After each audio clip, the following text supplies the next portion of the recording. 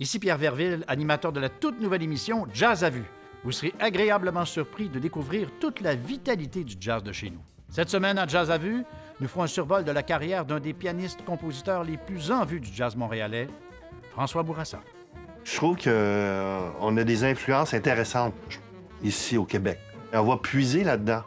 Le jazz américain, le jazz européen, le jazz influencé par la musique classique. C'est sûr que le jazz a évolué à Montréal, certain. François Bourassa est un pianiste et compositeur avec 10 albums de musique originale et plus d'une centaine de collaborations à son actif. Au cours des dernières décennies, son quartet a remporté plusieurs prix.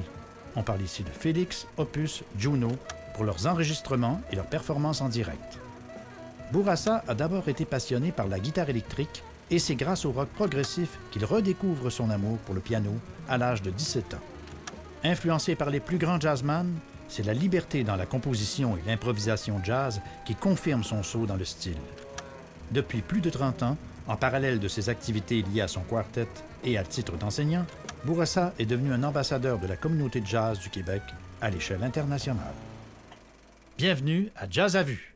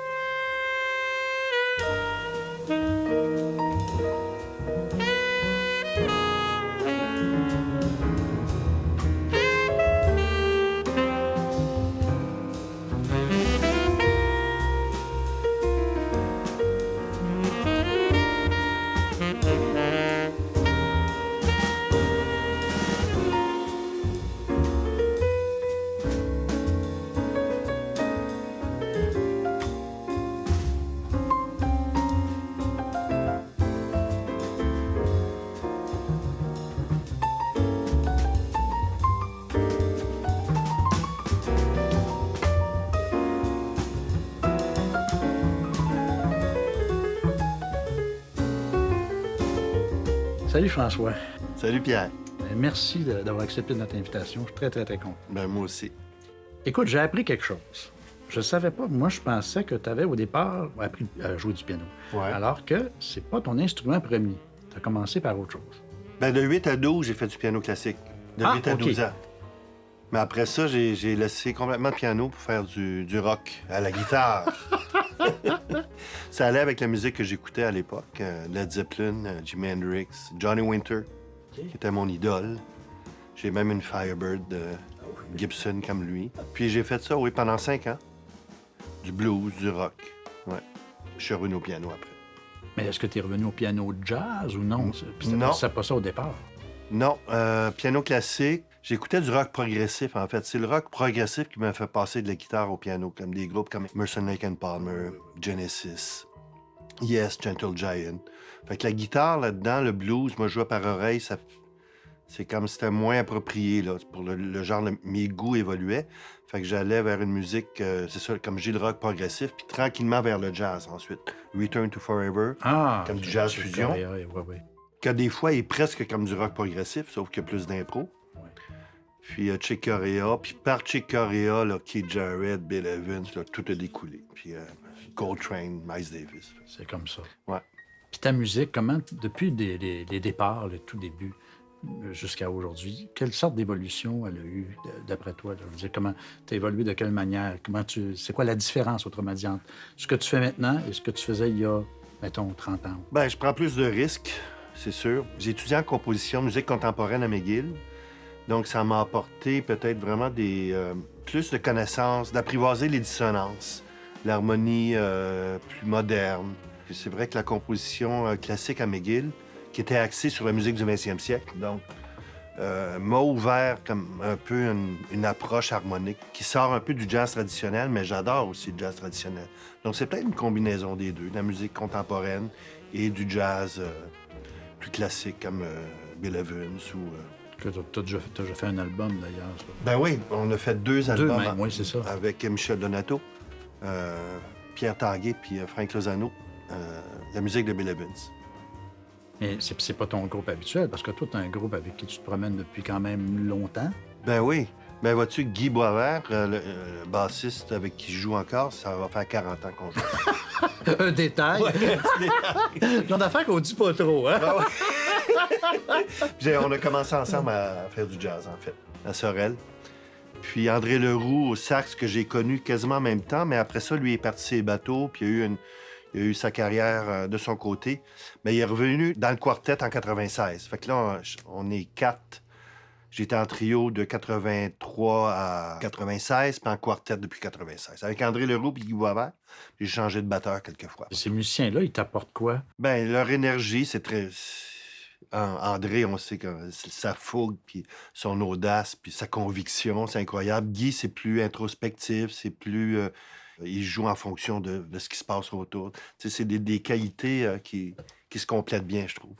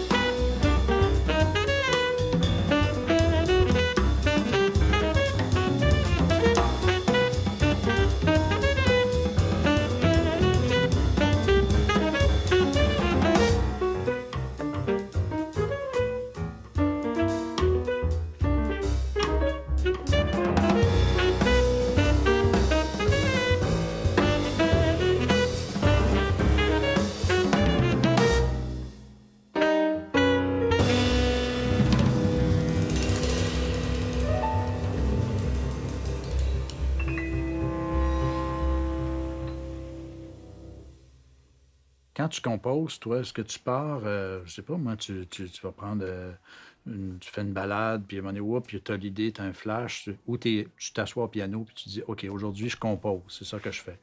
Il y a Ça pas de... marche. Ouais, j'ai pas de méthode vraiment. Des fois, me dire aujourd'hui, je compose, ça marchera pas. Puis des fois, je vais improviser sans avoir l'idée de composer quelque chose. Puis en improvisant, je vais tomber sur quelque chose que j'aime plus. Fait que je vais peut-être le garder, là. Puis je vais, ah, ça, j'aime ça, cette affaire-là. Là, je le garde. Puis je vais l'écrire. Puis des fois, c'est pas grand-chose. Ça peut être 2, 3 accords avec une mélodie. Ah oui.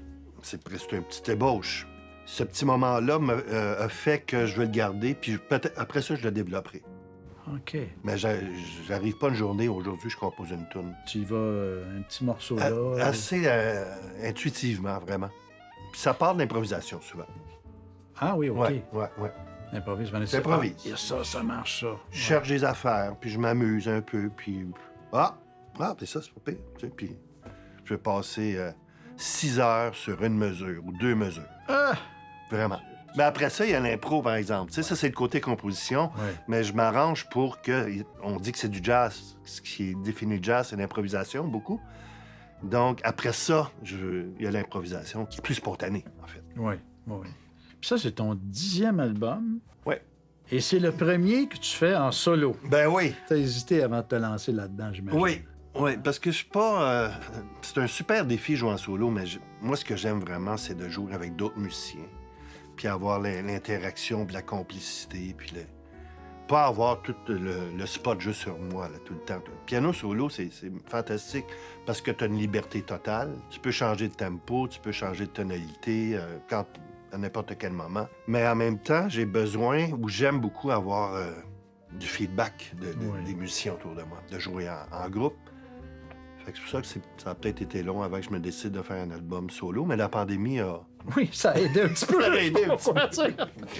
D'ailleurs, tu as enregistré ça dans un studio en France. Oui. Un petit studio, mais... C'est le studio La Buissonne. La Buissonne. C'est dans le sud de la France, à peu près, je sais pas, c'est une 40 kilomètres, je sais plus trop exactement, d'Avignon. OK. C'est un super studio.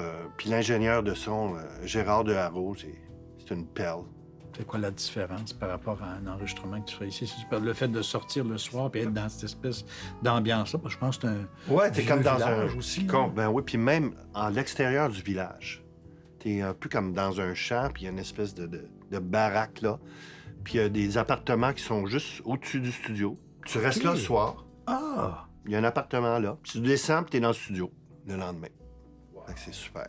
Puis t'as gagné plusieurs prix.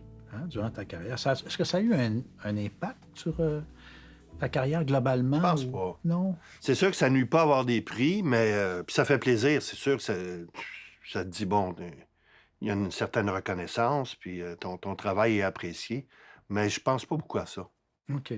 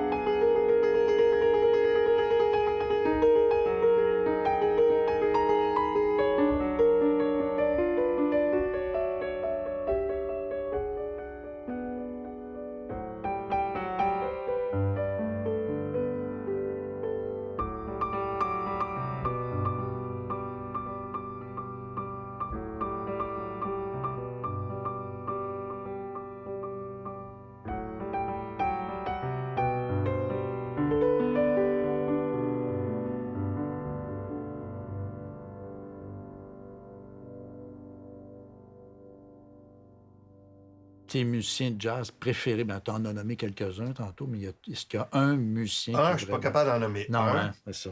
Mais il y en a plusieurs. Il y a Monk, il y a Bill Evans, il y a Miles Davis, il y a même Chet Baker, il y a John Coltrane, puis des plus modernes après, comme Paul Blake, Bram Eldar, ou... ça finit pas, quoi. Il y en a plein. Non. Puis si tu avais un album, ton album préféré, ou tes 2 albums préférés, tu as le choix, là, je te donne 2 Dans le jazz, Dans le jazz. Ou dans le jazz, oui, mais peut-être autre chose, parce que Ouais. si ça a eu une influence sur... les musiciens qui me touchent vraiment le plus, je pourrais dire que c'est peut-être Bill Evans puis Monk. OK. Mais je ne saurais pas quel album tirer de ça. Puis Coltrane. Mais un album, je sais pas. As-tu des projets là, qui sont pour... On est en train de faire un album au studio Piccolo, live, avec un petit public. Ouais. Ça, c'est André qui a eu l'idée de ça. André Leroux, mon saxophoniste, parce que OK, oui. on se disait, bon, ça fait... l'album en quartet date de 2018. Puis on se disait, bon, il faut en faire un autre. J'ai fait mon album solo, mais là, il faut refaire un autre album en quartet. Puis j'avais quand même de la musique de composer. Puis André, il dit, il faudrait faire un autre album live. Parce qu'on avait fait déjà un album Oui, live au Top oui. of the Senator en 2001, qui avait eu un Juno d'ailleurs. Je disais que les prix m'intéressaient Ah, pas. dans le fond, ça t'intéresse, hein? Mais non, mais ça fait toujours plaisir. Ben quand ouais, ben même. ouais, ben ouais. Donc, ça faisait 20 ans qu'on n'avait pas fait d'album live, puis on avait le goût de ça, je pense. L'espèce de spontanéité. C'est sûr que c'est un autre dynamique live, hein, puis avec un public et tout. Fait que on fait ça dans un studio, par contre, pour avoir un son... Un bon son. en fait. Ouais, puis ça va être filmé aussi. Oh, Ouais. OK. Mais on va pouvoir se procurer, donc, cet album-là, mais avec la vidéo, avec le... Ça, je sais pas comment ça va Ah ouais, marcher. c'est ça. Ben, écoute, merci, François. Bon, ben ça me fait super plaisir. Je suis content de te revoir, Pierre. Moi aussi, Ouais. vraiment. Je te souhaite bonne chance pour la suite des choses. Merci beaucoup. À Montréal, on peut dire que le jazz commence avec un disque qui est fondamental, qui d'ailleurs s'appelle The Montreal Scene. Il y avait eu d'autres enregistrements de jazz québécois avant ça, et le Québec, Montréal précisément, avait donné quand même 2 vedettes internationales déjà au jazz mondial, Oscar Peterson et puis Maynard Ferguson. Mais en 1964, Nick Ayoub, saxophoniste, enregistre en quintette, grâce à Radio-Canada, ce disque-là, où il y a un tout jeune Michel Donato qui a 22 ans et qui est là comme remplaçant du contrebassiste initial du groupe.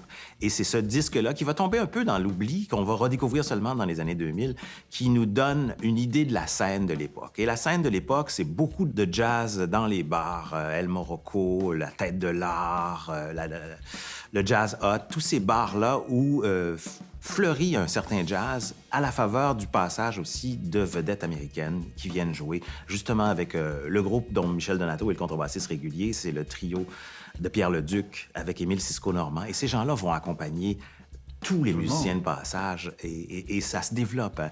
Et là, les noms se multiplient dans les années 60 parce qu'on a Art Roberts, on a Walter Boudreau à l'époque, qui était encore, avant la musique contemporaine, c'était un saxophoniste de jazz qui va faire l'infonie avec Raoul Duguay.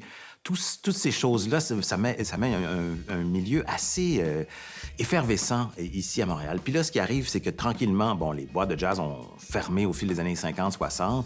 Il y a une espèce de désaffection du public pour le jazz parce que, bon, il y a une nouvelle génération qui est arrivée, c'est les baby boomers qui s'intéressent plus au rock. Il y a la télévision qui s'est installée qui fait que les gens sortent moins. Et puis, il y avait Jean Drapeau qui n'était pas tout à fait... Non, je pense il pas était ouvert pas à tout ça. à fait ouvert au jazz. Il avait travaillé beaucoup à la fermeture de ses boîtes parce qu'elles étaient associées au crime organisé. Et donc, il va y avoir cette espèce de désaffection qui fait que le jazz est un peu moins populaire. Les musiciens vont ailleurs. Bernard Primo va vers la Californie. Michel Donato va vers Toronto. Mais dans les années 70, il y a une nouvelle génération qui arrive. Et là, cette génération-là, qui est très influencée par le rock progressif, qui fait le jazz fusion, qui est de toute façon en train de dominer partout sur la planète, il va y avoir des groupes comme Manège, des groupes comme l'Orchestre Sympathique, tous ces groupes-là qui émergent, Tassement, qui est dirigé par François Marcorel, ces groupes-là vont donner une nouvelle vie, un nouveau souffle au jazz québécois. Et puis, bon, je n'ai pas besoin de te dire lequel va dominer de ces groupes-là, parce que tu les connais très bien. C'est Euseb à l'origine, mais c'est devenu Uzeb. Alors, c'est ce groupe-là qui est né à l'initiative de Michel Cusson, qui va connaître un rayonnement vraiment exceptionnel dans l'histoire du jazz québécois, du jazz montréalais. USEB, c'est le tour du monde. C'est des milliers de concerts pendant le bout de temps qu'ils ont existé, une douzaine d'années avant leur retour récent. Oui. Ils ont travaillé avec Diane Tell, Gilberto. Il y a plein de choses qui se passent dans une musique populaire qui se laisse influencer par le jazz et vice-versa. Il y a des trucs chez Claude Dubois qu'on dit, c'est clair qu'il travaille avec des musiciens de jazz. Il y a un son jazz dans cette musique-là. Et donc, à la faveur maintenant de la naissance du nouveau festival de jazz. Il y a eu, à la fin des années 70, plusieurs essais. Doudou Boissel, qui dirige le Rising Sun, va essayer de fonder un festival de jazz. Charles Biddle, qui dirige le Club Beatles, va essayer de lancer un festival de jazz. C'est l'équipe Spectra qui réussit à imposer le sien. Et donc, début des années 80, tous ces groupes-là dont j'ai parlé commencent à se faire connaître, entre autres sur les scènes extérieures du festival de jazz. Toute une autre génération va suivre. Hein? Et là, c'est vraiment les années 80-90, c'est vraiment une diversification d'abord, parce qu'on peut pas dire qu'il y a une école, que le jazz québécois, c'est tel son. Non, le jazz québécois, il est extrêmement divers. Il est influencé par tout ce qui se passe partout à travers le monde. Donc, on sait qu'il se passe quelque chose à Montréal. C'est vrai que l'avantage et le désavantage du festival de jazz, c'est que pendant 2 semaines, on parle beaucoup de jazz, puis le reste du temps, on a tendance à pas toujours se soucier de ce qui se passe dans les boîtes. Et les boîtes, à l'époque, c'était Beatles. Le Rising Sun, dans les années 80, était déjà dans son déclin.